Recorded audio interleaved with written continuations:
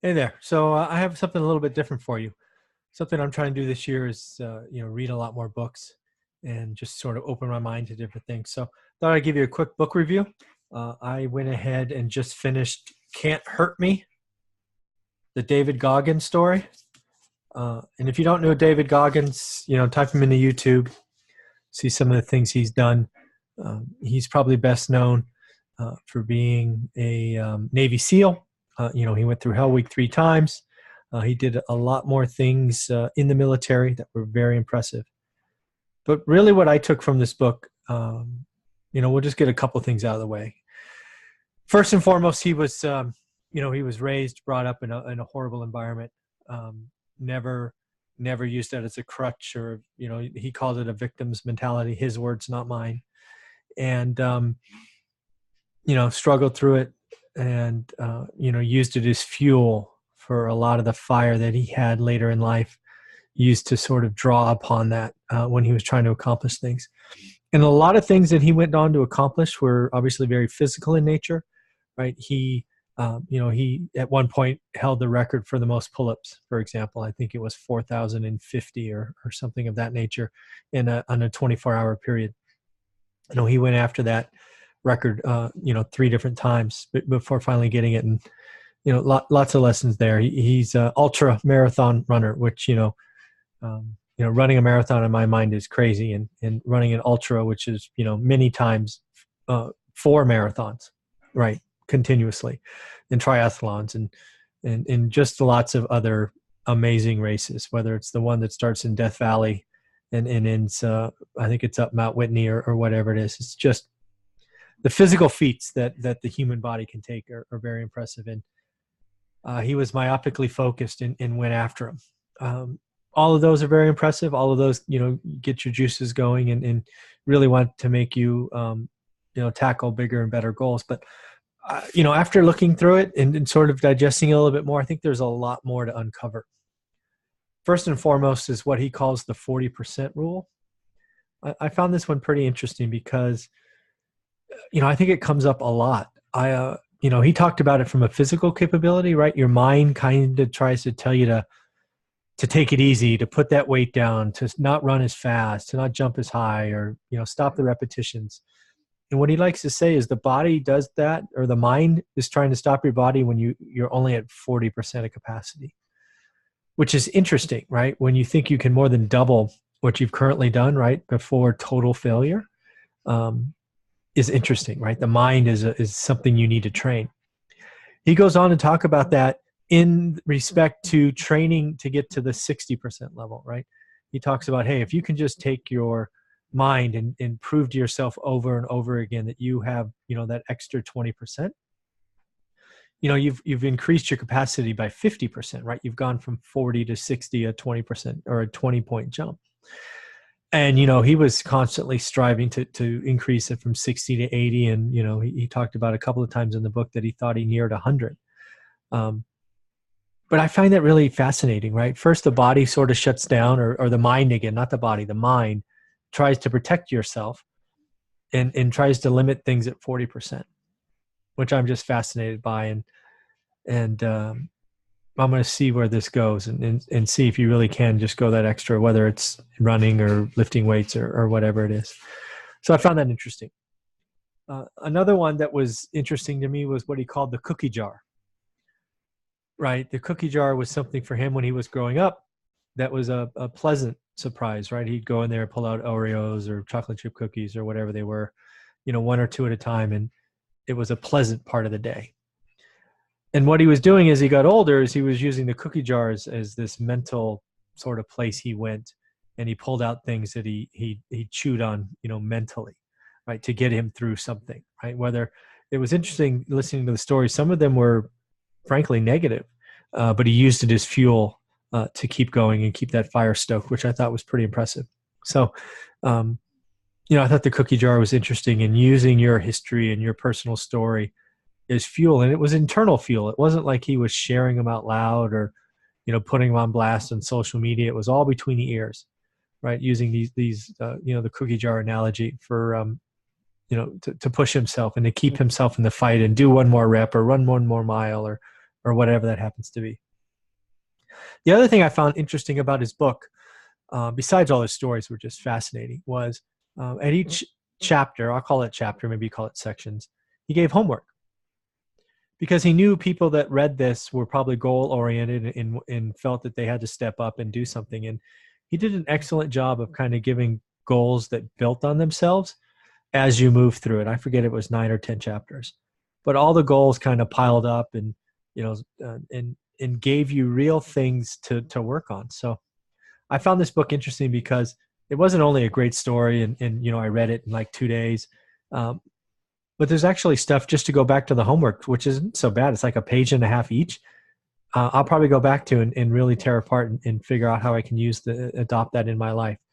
And they just related to the stories he was telling. I thought it was really well done. And, I think it's going to help a lot of people not only set goals. We all set goals, right? We just went through New Year's and all that nonsense. But when you see him lay him out, how he relates to the story that he just went through, it's certainly going to make a lot more people sort of go, okay, well, if David Goggins did what David did, I'm going to get after it. And, I'm not going to let myself down and go after that. It was pretty cool. Another one he talked about when he was really going after it was this thing called taking souls, right? And it wasn't really taking souls in the respect of even hurting someone, let alone killing them or injuring them or anything. It was just that he was going after, and he had to have a mental enemy to go after and chase down or catch or do whatever, so that he could keep going and go faster and do those extra things. And it was kind of a mental battle that he could forge while his body was hurt and wanting to stop. If he kept feeding that mindset, maybe when he was going after the pull-up record, for example, and he knew who had it, right? Because it was a record he was going after. As he was in the deep throes of this third attempt, right, having already failed twice, he just started in his head going, I'm coming after you, so-and-so. And, as he got close to the record and closer to the record, he knew it was going to happen. He's like, I got him, right? I finally got him after, I think he did something like 60,000 pull-ups or some crazy number just to get ready for this. And, I found it fascinating that, you can self-talk and self-motivate you that way. Another one I found interesting was his after action reports. Now, clearly military man, clearly something you do in the military, but he really broke it down for us, common folks, right? Non-military, how you can use an after action report to break down a failure. And he was pretty good about saying, first document what worked. Right. He talked about this a lot around the pull-up record because he thought it would be easier than it was. And, he had the first very public failure was on, it was on TV, right? I think it was Good Morning America or something like that. And didn't go well, right? Didn't get it. Didn't even get close. I think got a lot closer than I could, but in his mind, he wasn't close.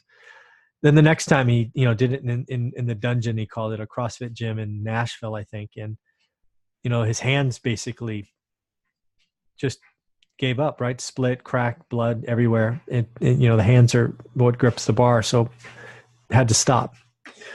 And it was those after action reports that he really wrote down and sort of documented first what worked, right? And then what he needed to do better or different. And it was that third attempt where it all came together, right? He didn't have the weak bar, right? It was rigid. He didn't have all the spotlights from hot cameras. He didn't have lots of looky-loos. And then he had gloves and he had foam padding for his hands or his hand or his palm. Just amazing to watch how you could use an after action report. And again, it was to tear apart a failure, right? How many of us talk about our failures, right? You see social media with all our wins. Stop it. We don't always win, right? Document your failures, tear it apart, do better next time. I was really taken aback by his after action reports. Then just, a couple more. One is being uncommon amongst the uncommon. And this was really eye-opening, right? He's a Navy SEAL. Went through BUDS training 3 times.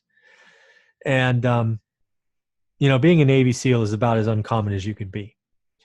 But then going further and wanting to be uncommon within the uncommon, meaning the best of the best and the man amongst Navy SEALs, I mean, that's just That's next level stuff, right? Talk about the 1% of the 1%. That's probably like the 1% of the 1% of the 1%. It's pretty interesting, right? So don't get happy, right? If you're in the top 1% of your field or top 2%, keep going after it, right? You've got more to do. Or, he even talked about, hey, if you're the best at what you do something else, right? Go get uncomfortable again, right? Go pick up a foreign language. Go learn a new skill. Go learn to play music. Just keep testing your mind. Don't keep training things you're good at. Go get uncomfortable. And I was really fascinated by that idea because I know lots of people, myself included, I'll do some workouts all day long because I'm good at those movements. And then there's some that I'm just frankly horrible at. And when those come up, my mind gets a hold of me and, bad stuff happens from there. So, going and working yourself, being uncomfortable, being uncommon amongst the uncommon was very cool. And then the last thing is just the real, if you had to boil down his story into one thing, it's about how you can train your mind, right? How can you train your mind, right? Because our mind is the governor of what we can get done a lot of times. And, it was fascinating to watch that you truly can train the mind to do some pretty amazing things. So, I wanted to share this on this channel because a lot of us have big goals. Most of them aren't physical.